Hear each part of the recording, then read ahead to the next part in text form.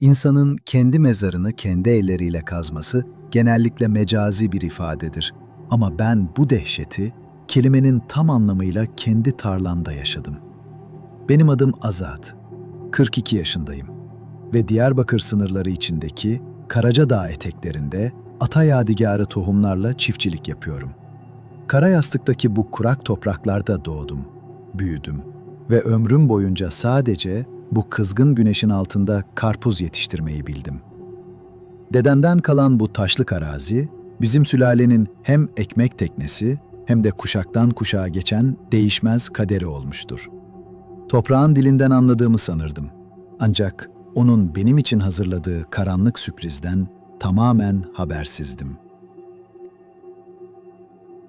Diyarbakır sıcağı yaz aylarında insanın kanını kaynatır. Gökyüzünden adeta görünmez bir ateş yağar. Biz buralarda güneşe ve toprağa saygı duyarız. Toprak bizim hem anamız hem de sığınağımızdır. Çökçe ninnilerle büyüdüğüm bu kerpiç evlerin arasında, komşularla bir lokma ekmeği bölüşmek en büyük zenginliğimizdir. Tarladaki her bir taşın, her bir çukurun yerini gözüm kapalı bulabileceğim kadar iyi ezberlediğime inanırdım.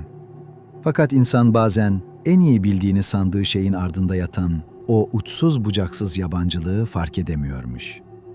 Bütün hayatımın pamuk ipliğine bağlı olduğunu anlamam için eski emektar traktörümle o lanet olası tarlaya girmem gerekiyordu. Size bu satırları seslendirirken inanın o soğuğu ve rutubeti ben de hissediyorum. Eğer bu ağır hissi size de geçirebildiysem, hikaye görevini başarıyla yapıyor demektir. Emeğimin küçük bir karşılığı olarak kanala abone olur ve bu videoyu beğenirseniz bana en büyük gücü vermiş olursunuz. Yorumlarda sohbet etmeyi unutmayın. Şimdi karanlığın kalbine iniyoruz. Eylül ayının ortalarına doğru yaklaşırken, hasat sonrası toprağı nadasa bırakmak için son sürüm işlerini yapıyordum. Güneş tam tepedeyken traktörün kabinindeki sıcaklık dayanılmaz bir noktaya ulaşmıştı ve alnımdan süzülen terler gözlerimi yakıyordu. Motorun o tanıdık tek düze gürültüsü zihnimdeki bütün düşünceleri susturuyor, beni sadece toprağın ritmine bağlıyordu. Paslı pulluklar Karacadağ'ın sert bazalt toprağını yararken, arkamda bıraktığım o taze toprak kokusunu içime çekiyordum. Bizim buraların toprağı biraz inatçıdır.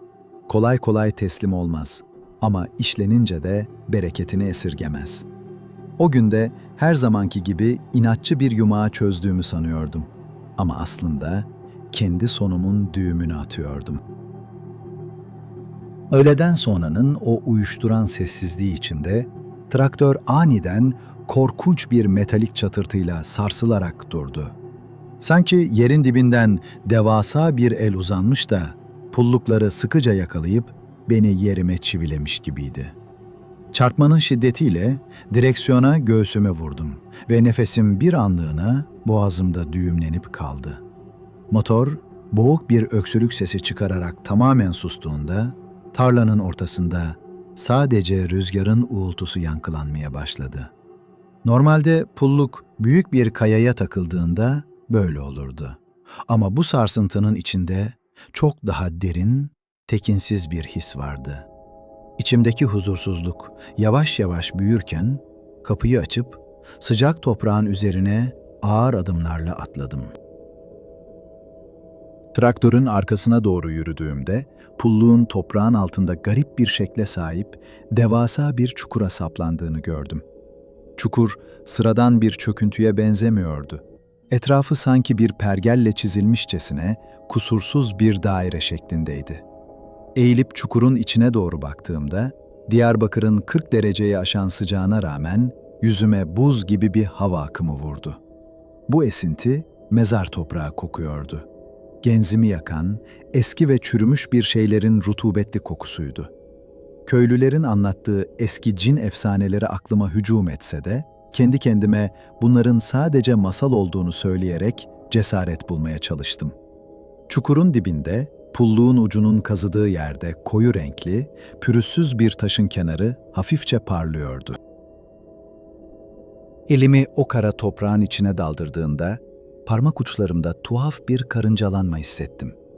Taşın yüzeyi, bizim buraların gözenekli bazalt kayalarına hiç benzemiyordu. Aksine, cilalanmış gibi pürüzsüz ve mermer kadar soğuktu. Toprağa avuç avuç kenara atarken, taşın düşündüğümden çok daha büyük ve biçimli olduğunu fark etmeye başladım.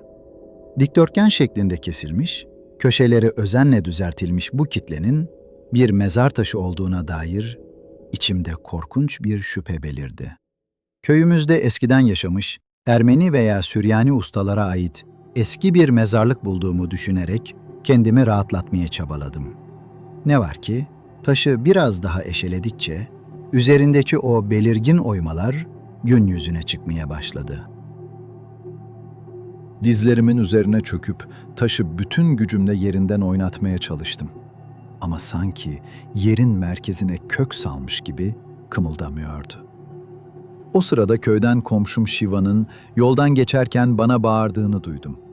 Ona sadece bir kayaya takıldığımı söyleyip başımdan savdım. Kimsenin bu garip çukuru ve içinden çıkan bu tuhaf taşı görmesini istemiyordum. İçgüdülerim bana bu sırrı saklamamı emrediyordu.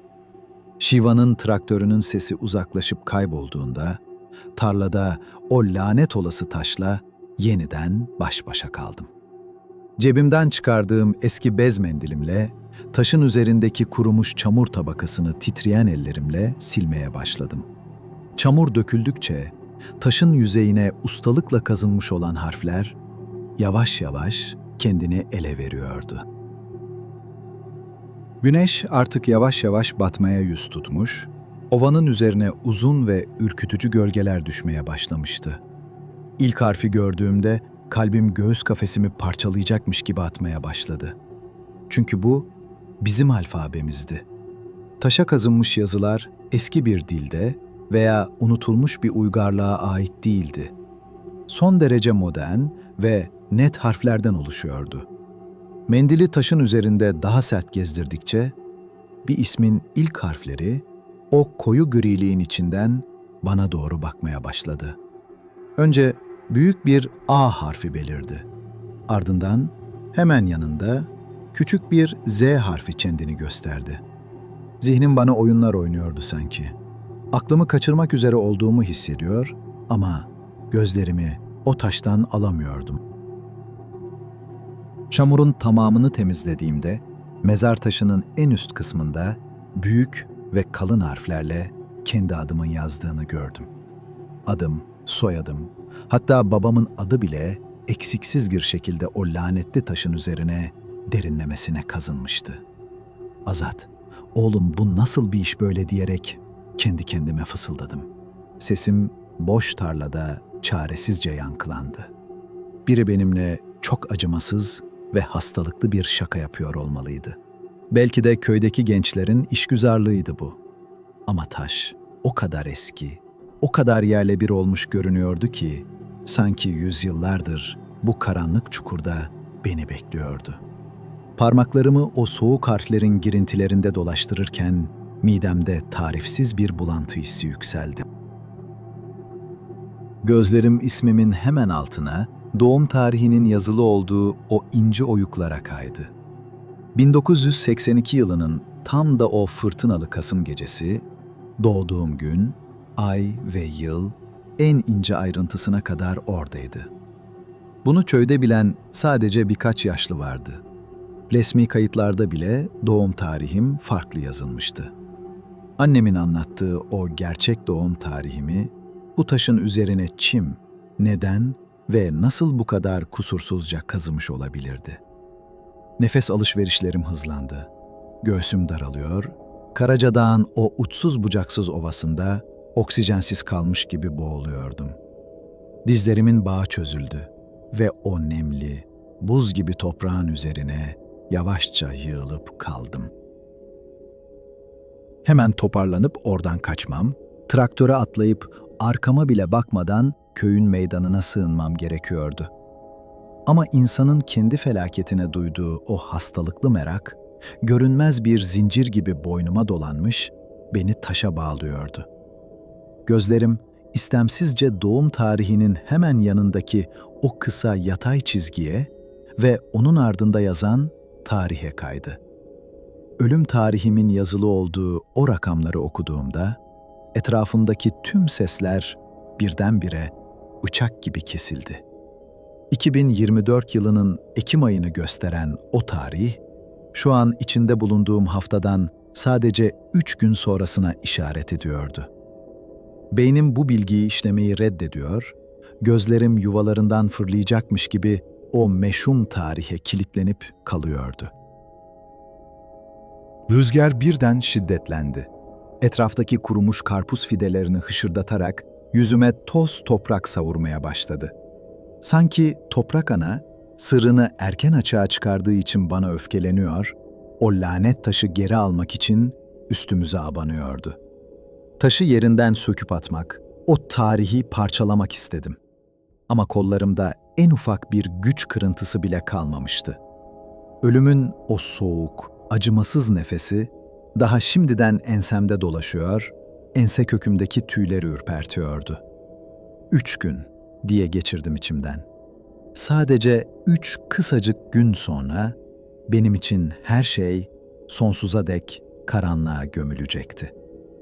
Yıllardır nasır tutmuş ellerim titriyor, gözyaşlarım tozlu yanaklarımdan süzülüp mezar taşımın üzerine damlıyordu. Hava iyice karardığında karanlık, tarlayı adeta siyah bir örtü gibi üzerine çekerek beni kendi kabusumla baş başa bıraktı. Telefonumu cebimden çıkarıp fenerini yaktım. Işığı doğrudan o beyaz harflerin üzerine tutarak defalarca aynı tarihi okudum. Belki yorgunluktan yanlış görüyorumdur. Belki gözlerim bana bir oyun oynuyordur diye umut ettim. Ama her seferinde o tarih yüzüme çarpıyordu. Traktörün farlarını açıp o devasa çukuru aydınlattığımda, çukurun dibinden hafif bir fısıltı duyar gibi oldum. Bu benim kendi sesimdi. Sanki toprağın çok derinlerinden, henüz ölmemiş bir versiyonum oradan bana sesleniyordu. Korkudan aklımı yitirme noktasına geldiğimde, taşı o çukurda bırakıp eve dönmekle, onu yanıma almak arasında gidip geliyordum. Bir anlık çılgınlıkla taşı traktörün arkasındaki takım sandığından aldığım kalın zincirle bağlayıp yerinden sökmeye karar verdim. Eğer bu taşı parçalarsam, belki de bu lanetli kehaneti kırabilir, kendi kaderimi yeniden yazabilirdim. Zinciri taşın etrafına sıkıca dolarken, taşın içinden adeta nabız atar gibi hafif, ritmik bir titreşim geldiğini hissettim. Bu sadece bir mermer veya bazalt parçası değildi. Sanki içinde canlı, uyanık ve kötücül bir varlık hapsolmuştu. Zincirin ucunu traktörün çeki demirine bağladım.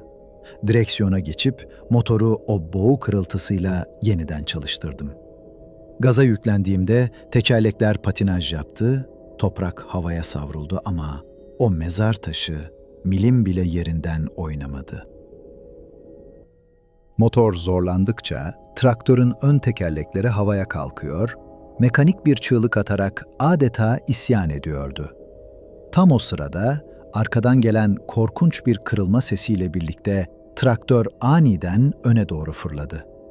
Direksiyonu zar zor toparlayıp arkama baktığımda zincirin koptuğunu değil, mezar taşının etrafındaki toprağın tamamen çöktüğünü gördüm. Çukur şimdi eskisinden çok daha genişti ve diplerine doğru inen, karanlığa açılan dar bir tüneli andırıyordu. Tünelin içinden yukarıya doğru süzülen o çürük kokusu artık tüm tarlayı esir almıştı. Eve dönüp kapıları kilitlemekten başka çarem kalmamıştı.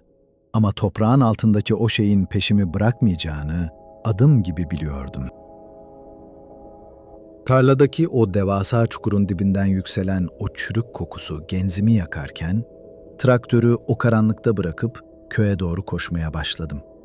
Ayaklarım Karacadağ'ın taşlı yollarında tökezliyor, her adımımda gölgelerin içinden o mezar taşının üzerindeki beyaz harfler yüzüme çarpıyordu. Arkamdan esen rüzgar, sanki toprağın altındaki o görünmez varlığın nefesi gibi ensemde ıslık çalıyordu. Yıllardır gece gündüz demeden yürüdüğüm bu tanıdık yollar, o gece bana hiç bitmeyecekmiş gibi devasa bir labirent gibi gelmişti. Kerpiç evimin ahşap kapısına ulaştığımda ciğerlerim parçalanacakmış gibi acıyor, kalbim adeta göğüs kafesimi kırmak istiyordu. Paslı anahtarı kilide zar zor sokup kapıyı arkamdan büyük bir gürültüyle kapattığımda sırtımı tahtaya dayayarak yere yığıldım. Sürgüleri birer birer çekerken dışarıdaki o karanlık ve bilinmez dehşeti evimin dışında tutabileceğime dair aptalca bir umuda kapılmıştım. Babamdan kalma bu eski kerpiç evin içi her zaman güvenli bir liman olmuştu. Ama o gece duvarlar üzerime geliyordu. Pencerelerin kalın perdelerini sımsıkı çektim. Dışarıdan gelebilecek tek bir ay ışığı hüzmesinin bile içeri sızmasına tahammülüm yoktu. Kendi evimin içinde, kendi duvarlarımın ardında avını bekleyen köşeye sıkışmış yaralı bir hayvan gibi titriyordu.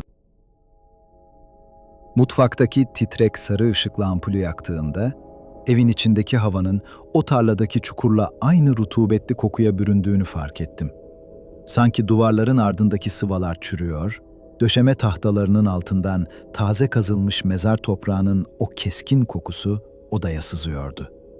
Titreyen ellerimi yıkamak için lavaboya yöneldim. Ama aynada gördüğüm yüzün bana ait olduğuna inanmak çok güçtü. Göz altlarım simsiyah olmuş, yanaklarım çökmüş, derim sanki o mezar taşı gibi gri ve cansız bir renge bürünmüştü. Çeşmeyi açtığında borulardan paslı, çamurlu bir su aktı ve o bulanık suyun içinde bile ismimin harflerini görür gibi oldum. Yatağıma girdiğimde uyumanın imkansız olduğunu biliyordum. Çünkü gözlerimi her kapattığımda o mezar taşındaki ölüm tarihi beynime kazınıyordu.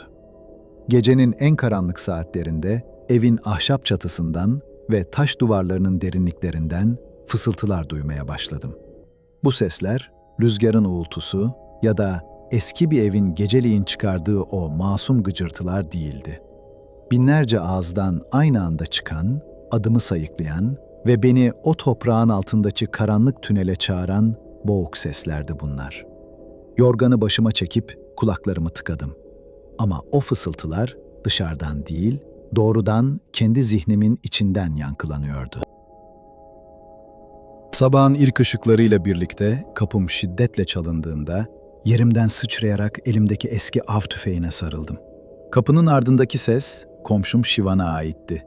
Dün gece tarlada bıraktığım traktörü görüp endişelendiğini söyleyerek beni dışarı çağırıyordu. Tüfeği bir kenara bırakıp kapıyı araladığımda Şivan'ın yüzündeki o dehşet dolu ifadeyi görmek içimdeki korkuyu 1000 katına çıkardı. "Azat abi, senin yüzüne ne oldu böyle? Sanki ölü toprağa serpilmiş gibisin," diyerek içeriye doğru endişeli bir adım attı. Ona sadece midemi üşüttüğümü ve tarlada çalışırken biraz rahatsızlandığımı söyleyerek gözlerimi kaçırıp kapıyı yüzüne kapatmak zorunda kaldım. Şivan arkasında bir sürü soru işareti bırakarak uzaklaştığında bu sırrı kimseyle paylaşamayacağımı acı bir şekilde anlamıştım. Eğer onlara kendi adıma dikilmiş, ölüm tarihime sadece 2 gün kalmış bir mezar taşı bulduğumu söyleseydim, beni delirdi sanırlardı. Belki de beni zorla şehre, bir akıl hastanesine götürürlerdi ki bu, kaderimden kaçabileceğim anlamına gelmiyordu. Çünkü ölümün o soğuk pençesi beni nereye gidersem gideyim bulacak, o taşın üzerindeki kehanet ne pahasına olursa olsun gerçekleşecekti. Tarladaki o kara toprak beni çoktan içine çekmeye başlamıştı. Bunu damarlarımda dolaşan buz gibi kandan hissedebiliyordum. Günün ilerleyen saatlerinde vücudumdaki o tuhaf ve ürkütücü değişimler artık görmezden gelinemeyecek bir boyuta ulaşmıştı. Evin içinde yürürken ayağımın altındaki kilimlerin üzerinde taze, nemli toprak parçaları bulmaya başladım. Oysa dışarıya hiç çıkmamıştım ve kapı pencerem sımsıkı kapalıydı. Bu toprağın evin içine nasıl girdiğini aklım almıyordu. Ayak tabanlarıma baktığımda derimin çatladığını ve o çatlakların arasından siyah bir toprağın sızdığını dehşetle fark ettim. Ben yavaş yavaş, canlı canlı o tarlanın bir parçasına, o soğuk mezarın iskeletine dönüşüyordum. Bu lanetli yerden kaçıp kurtulma fikri zihnimi ele geçirdiğinde, Eski deri ceketimi alıp hızla evden dışarı fırladım. Köyün minibüsüyle Diyarbakır merkeze, kalabalıkların arasına karışırsam ölümün beni bulamayacağını düşünerek koşmaya başladım. Ancak köyün çıkışındaki o eski taş köprüye yaklaştığında göğsüme görünmez ve devasa bir ağırlık çöktü. Sanki göbek bağımla o tarladaki çukura bağlanmıştım ve oradan uzaklaştıkça bu bağ gerilip organlarımı parçalayacakmış gibi sızlıyordu. Köprünün tam ortasında dizlerimin üzerine yığıldım. Nefesim kesildi ve boğazımdan yukarı doğru acı bir tıkanıklık yükseldi. Öksürük krizine girip iki büklüm olduğumda ağzımdan yere kan değil, kapkara ve ıslak bir toprak topağı düştü. O an anladım ki ne kadar uzağa kaçarsam kaçayım, Karacadağ'ın o lanetli toprağı zaten benim içime kök salmıştı. Ayağa kalkacak gücü zar zor bulduğumda yönümü mecburen tekrar kendi evime, o ölüm hücresine doğru çevirmek zorunda kaldım. Köye doğru yavaş yavaş yürürken etraftaki ağaçların rüzgardaki hışırtıları bile bana kendi cenaze marşım gibi geliyordu. Artık kaderimden kaçamayacağımı, o taşın beni bir mıknatıs gibi kendine çektiğini iliklerime kadar hissederek yenilgiyi kabul ettim. Ölüm tarihime sadece bir gün kalmıştı ve zaman benim için saniyelerden değil, tükenen her nefesimden ibaretti. O gece evdeki bütün eşyalar bana düşman kesilmiş, gölgeler köşelerde büyüyerek o tarladaki çukurun şeklini almaya başlamıştı. Aynalara bakamıyordum. Çünkü yansımamda sadece çürümüş bir ceset, toprağın altında aylarca beklemiş solgun bir surat görüyordum. Uyumamaya yemin etmiştim. Ama yorgunluk zihnimi bulandırıyor, beni o korkunç kabusların kollarına doğru itiyordu. Göz kapaklarım yenik düşüp kapandığı o kısacık anlarda, kendimi dar ve karanlık bir tahta tabutun içinde çırpınırken buluyordum. Rüyamda sırt üstü yatıyordum ve yüzüme yukarıdan avuç avuç o buz gibi nemli toprak atılıyordu. Ağzıma dolan çamur nefesimi kesiyor, çığlık atmaya çalışsam da sesim o zifiri karanlığın içinde boğulup kayboluyordu. Mezarımın hemen başında duran karanlık silüetlerin çutça ağıtlar yakarak benim için dua ettiklerini duyabiliyordum. O silüetlerden birinin elinde, üzerinde adımın ve işte o lanetli ölüm tarihinin yazdığı ağır mezar taşı vardı. Taş büyük bir gürültüyle göğsümün üzerine bırakıldığında nefes nefese ve kanter içinde uyanarak yataktan fırladım. Uyandığımda oda zifiri karanlıktı ve evin içindeki o çürümüş toprak kokusu artık dayanılmaz, boğucu bir hal almıştı. Ellerimle yüzümü yokladığımda rüyamdaki o çamurun gerçekten de yanaklarıma ve saçlarıma bulaşmış olduğunu fark ederek dehşete kapıldım. Akıl sağlığımı tamamen yitirdiğime ikna olmuştum. Deliliğin o ince ve kırılgan çizgisinden aşağıya karanlık bir boşluğa düşüyordum. Odanın köşesindeki eski radyodan aniden cızırtılı bir ses yükseldi ve spikerin sesi yerine toprağın altındaki o fısıltılar duyulmaya başlandı. Sesler bana sürekli aynı şeyi, vaktin geldiğini ve o tarladaki çukurun beni beklediğini tekrarlayıp duruyordu. Delirmek, insanın gerçeği reddetmesiyle başlar derler ama benim gerçeğim deliliğin ta kendisinden daha korkunçtu. Duvardaki eski saat, Akrep'le Yelkova'nın o bitmek bilmeyen ritmiyle ömrümün son saatlerini acımasızca geri sayıyordu. Ellerime, kollarıma baktığında, damarlarımın altında kan yerine siyah, çamurlu bir sıvının aktığını görebiliyordum. Evin zemininden ince ince yükselen soğuk buhar, beni adım adım o kapıdan dışarı çıkmaya, kaderimle yüzleşmeye zorluyordu. Madem ki bu toprak beni çağırıyordu, madem ki o taş benim adıma yontulmuştu, oraya gitmekten başka çarem kalmamıştı. Gecenin tam ortasında, ölüm tarihime sadece saatler kalmışken, üzerime o kalın paltomu ve çizmelerimi geçirdim. Dedemden kalan, Kabzası işlemeli eski hançeri belime takıp, bir elime de pilli, büyük feneri aldım. Karşımdaki düşman ne etten ne de kemiktendi. Ama içgüdülerim bana savaşmadan teslim olmamamı haykırıyordu. Kapıyı açtığımda dışarıdaki rüzgar adeta bir cenaze korosu gibi uğulduyor, Karacadağ'ın zirvesinden bana doğru ölüm fısıldıyordu. O ıssız ve zifiri karanlık geceye adım attığımda, ayaklarım benden bağımsız bir şekilde doğrudan o lanetli tarlaya doğru yöneldi.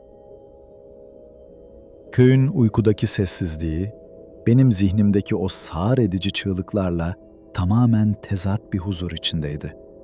Yüzüme çarpan buz gibi ayaz, derimi kesiyor ama içimdeki o cehennem ateşini söndürmeye yetmiyordu. Tarlanın sınırına ulaştığımda, o uzaktaki terk edilmiş traktörümün karartısı, mehtabın altında dev bir mezar bekçisi gibi görünüyordu.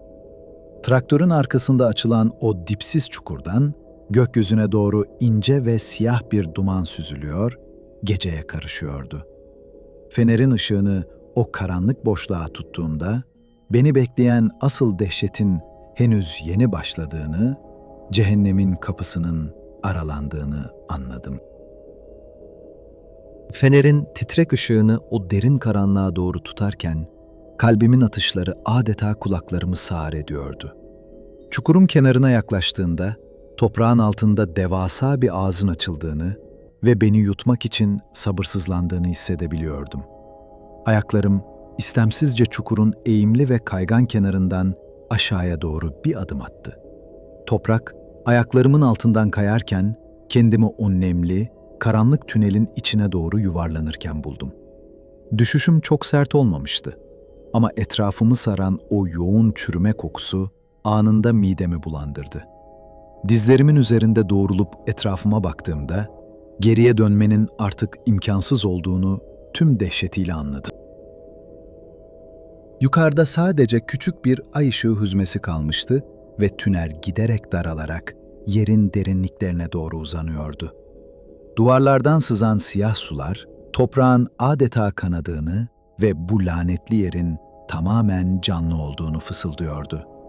Feneri önüme tutup, çamurun içinde sürünerek ilerlemeye başladığında, her yanımın o buz gibi mezar toprağına bulandığını fark ettim. Duvarların yüzeyine dokunduğumda, toprağın altında insan kemiklerini andıran sert, beyaz köklerin damar gibi yayıldığını gördüm.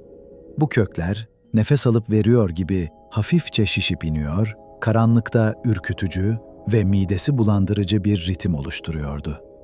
Sadece birkaç metre ilerlemiştim ama üzerime çöken o klostrofobik baskı şimdiden aklımı başımdan almaya yetmişti. Tünel aniden genişledi ve kendimi toprağın metrelerce altında, mağarayı andıran devasa bir boşluğun içinde buldum. Fenerin ışığı, bu karanlık odanın sınırlarını aydınlatmaya yetmiyordu. Ama ortadaki o dehşet verici nesneyi hemen seçebilmiştim. Benim için yontulmuş o meşhum mezar taşı, mağaranın tam ortasında siyah bir taht gibi heybetle yükseliyordu. Üzerindeki o kusursuz beyaz harfler fenerin ışığında parlıyor, adım ve yaklaşan ölüm tarihim karanlıkta bana gülümsüyordu. Taşın hemen önünde taze kazılmış, tam benim boyutlarımda dikdörtgen bir çukur daha yer alıyordu. Bu benim kendi mezarımdı ve yerin metrelerce altında karanlık bir sabırla sahibinin içine girmesini bekliyordu. Mezarın kenarında durduğumda içimdeki o tarifi imkansız korku aniden yerini deli gibi bir öfkeye bıraktı. Kendi ölümümü bu kadar uysal bir şekilde kabul etmeyecek, bu toprağın iğrenç lanetine boyun eğmeyecektim.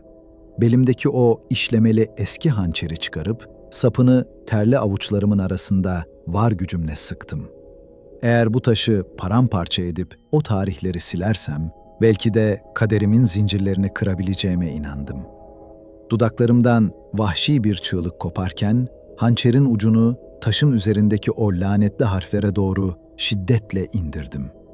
Metalin taşa çarpmasıyla mağarada kulakları sağır eden bir yankı koptu. Ama asıl dehşet hemen sonrasında yaşandı. Hançer taşı çizdiği anda sol göğsümün üzerinde sanki kızgın bir demir basılmış gibi korkunç bir acı hissettim. Acıyla inleyerek geriye doğru sendeleyip düştüğümde titreyen elimi göğsüme götürüp paltomun altını yokladım. Parmaklarıma bulaşan o sıcak ve yapışkan sıvıyı gördüğümde taşa vurduğum her darbenin aslında kendi bedenime indiğini anladım. Mezar taşının çizilen yüzeyinden siyah katran gibi bir kanın yavaşça yere doğru süzüldüğünü dehşet içinde izliyordum. Taşla benim aramda koparılması imkansız, karanlık bir bağ kurulmuştu ve o taşı yok etmek, kendi kendimi öldürmek demekti. O an, bu toprağın altından canlı çıkamayacağım gerçeği yüzüme acımasız ve buz gibi bir tokat gibi çarptı. Çukurun dibindeki taş aniden içeriden gelen bir ışıkla hafifçe aydınlanmaya, adeta bir kalp gibi atmaya başladı. Üzerindeki o ölüm tarihi, fenerin ışığına ihtiyaç duymadan kendi kendine kan kırmızısı bir renkle parlıyordu. Tarihin dolmasına artık sadece birkaç dakika kalmıştı ve etrafımdaki duvarlardan o boğuk fısıltılar yeniden yükselmeye başladı. Onlarca farklı ses, tek bir koro halinde adımı sayıklıyor, toprağın altındaki o sonsuz uykuya katılmamı emrediyordu. Kulaklarımı ellerimle kapatıp, olduğum yerde cenin pozisyonunda kıvrıldım. Ama o sesler, beynimin etini kemirerek zihnime sızıyordu. Karacadağ'ın bu lanetli yüzü, yıllardır üzerinde yaşayan bana nihai bedeli ödetmek için korkunç bir hazla sabırsızlanıyordu. Birdenbire yukarıdaki tünelden devasa bir çatırtı ve peşinden yeri göğü sarsan muazzam bir gürültü koptu. Tarlada bıraktığım emektar traktörümün tonlarca ağırlığındaki metal gövdesi, çöken toprağın dayanamamasıyla çukurun içine doğru kaymaya başlamıştı. Mağaranın tavanından irili ufaklı taşlar ve çamur yığınları üzerime yağarken o kaçınılmaz sonun gerçekten geldiğini anladım. Panik içinde ayağa kalkıp tünelin girişine doğru koşmaya çalıştım. Ama ayaklarım sanki toprağa görünmez çivilerle çakılmıştı. Traktörün o devasa gölgesi tünelin girişini tamamen kapatıp üzerime doğru korkunç bir hızla düşmeye başladı. Etrafımı saran o karanlık mağara artık sonsuza dek içinden çıkamayacağım devasa ve gerçek bir kabre dönüşüyordu. Tonlarca ağırlığındaki çamur, taş ve metal yığını üzerime çöktüğünde son nefesim göğsüme bıçak gibi saplandı. Çarpmanın şiddetiyle açık mezarın içine sırt üstü düştüm ve etrafımdaki tüm dünya saniyeler içinde zifiri bir karanlığa gömüldü. Ağzıma, burnuma ve gözlerime dolan o buz gibi toprak, rüyalarımda gördüğüm o korkunç kabusu bana birebir yaşatıyordu. Boğulmamak için çırpınıyor, ellerimle üzerimdeki o devasa ağırlığı itmeye çalışıyordum. Ama kollarımda direnecek hiç güç kalmamıştı. Kaburgalarımın çatırdadığını duyuyor, o dayanılmaz baskının altında organlarımın yavaş yavaş ezildiğini iliklerime kadar hissedebiliyordum. Ölüm tarihi, benim için kazılmış bu karanlık mezarın içinde saniye saniye en acımasız haliyle gerçeğe dönüşüyordu. Toprağın altında hareket etme şansımın tamamen bittiği o daracık alanda dudaklarımın hizasında küçük bir hava boşluğu kalmıştı. Ciğerlerimdeki son oksijeni yudum yudum kullanırken zihnim korkunç bir kabullenmişlikle o an garip bir sakinliğe büründü. Kendi mezar taşımın tam yanımda, toprak yığınının arasında bana doğru devrildiğini yanağında hissedebiliyordum. Taşın o pürüzsüz yüzeyi tenime değiyor, sanki eski bir dost gibi, buz gibi bir teselli vererek ateşimi alıyordu. Bu soğuk dokunuş acılarımı uyuşturuyor ve beni o sonsuz, karanlık uykuya doğru şefkatle yavaşça çekiyordu. Fakat tam bilincimi kaybetmek üzereyken, taşı saran toprağın içinden gelen farklı bir titreşim, gözlerimi fal taşı gibi açmama sebep oldu. Yanağımın dayalı olduğu taş yavaş yavaş ısınıyor ve içeriden gelen o kan kırmızısı ışık bulunduğum küçük cebi aydınlatıyordu. Gözlerimi zorlukla aralayıp taşın yüzeyine baktığımda, o korkunç yazının altındaki tarihte büyük bir gariplik olduğunu fark ettim.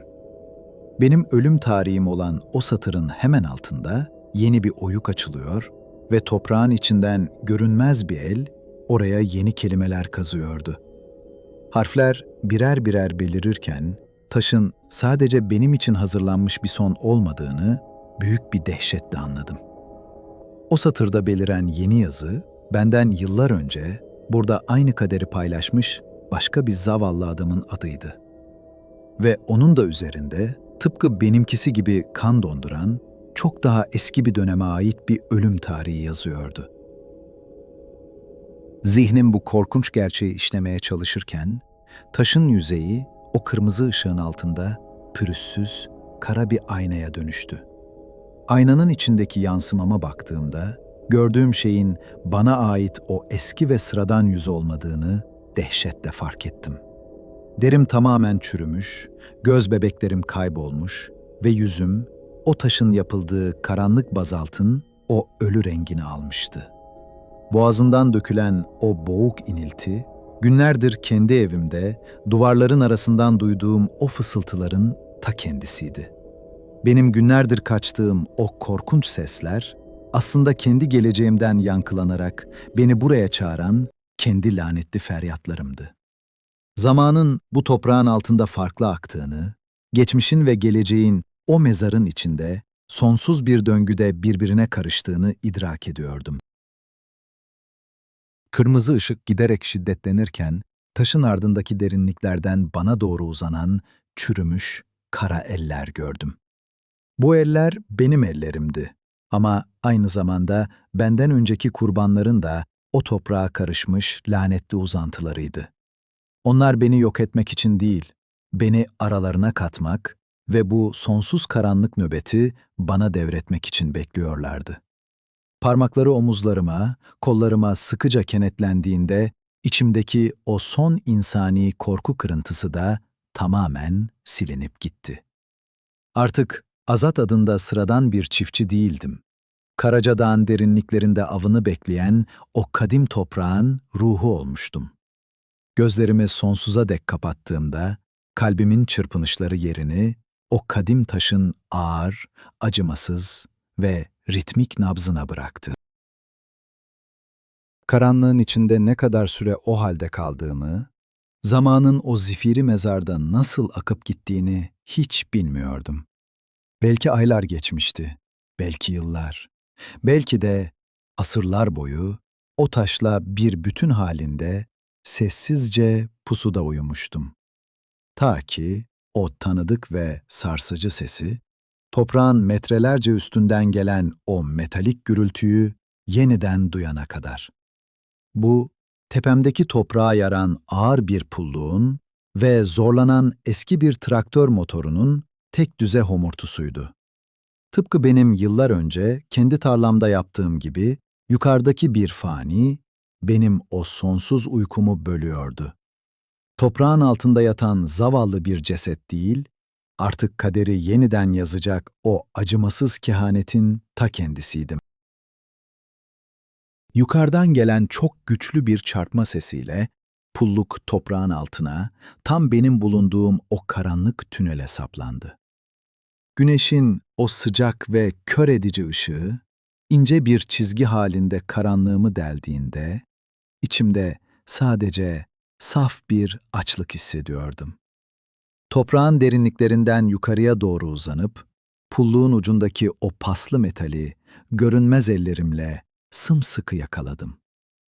Motor büyük bir çatırtıyla aniden sustuğunda, yukarıdaki adamın o tarifsiz korkusunu toprağın damarlarından büyük bir zevkle hissedebiliyordum. Benim yaşadığım o ilk dehşet anını şimdi o yaşıyor, kalbi tıpkı kapana kısılmış bir kuş gibi göğüs kafesinde çırpınıyordu. Kendi hikayem burada karanlığa gömülmüştü. Ama bir başkasının kabusu benim çürümüş ellerimde henüz yeni başlıyordu. Yukarıdaki o zavallı adamın ağır adımları toprağın üzerinde yankılanırken Mezar taşımın üzerindeki yazılar yavaş yavaş değişmeye başladı. Benim adımın yazılı olduğu o beyaz harfler toprağın içinde eriyerek kayboldu ve yerine o yabancının ismi kazınmaya başladı. Taşın en alt satırında onun için biçilmiş o yeni ölüm tarihi kan kırmızısı harflerle yerini acımasızca aldı. O adam eğilip titreyen elleriyle taşı çamurdan temizlerken ben toprağın altından ona doğru kendi adını fısıldamaya çoktan başlamıştım. Artık bu lanetli döngünün efendisi bendim ve bu toprağa düşen her ter damlası benim sonsuz uykumun bedeli olacaktı. Karaca Dağ'ın o kızgın güneşi altında toprağın her zaman en büyük sırları sakladığı bir kez daha kanıtlanmıştı. Karanlık Hikayeler kanalının değerli dinleyicileri, toprağın altında yatan sırlara tanık olduğunuz bu dehşet verici yolculuğun sonuna geldik. Bastığınız toprağın altında kimlerin yattığını, sizden önce o toprağın kimleri yuttuğunu veya neye dönüştürdüğünü asla bilemezsiniz. Eğer bir gün ıssız bir tarlada kendi adınızı taşıyan o soğuk mezar taşıyla karşılaşırsanız, bilin ki kaderiniz çoktan yazılmıştır. Bizi dinlediğiniz için teşekkür ederiz. Eğer bu karanlık hikayemizi beğendiyseniz, kanalımıza abone olmayı ve videomuzu beğenmeyi lütfen unutmayın. Yeni bir korku hikayesinde uykularınızı kaçıracak yeni bir kabusta buluşmak üzere, şimdilik hoşça kalın. Gecenin karanlığına dikkat edin. Çünkü karanlık, bazen toprağın çok derinlerinden sizin adınızı fısıldamaya başlar.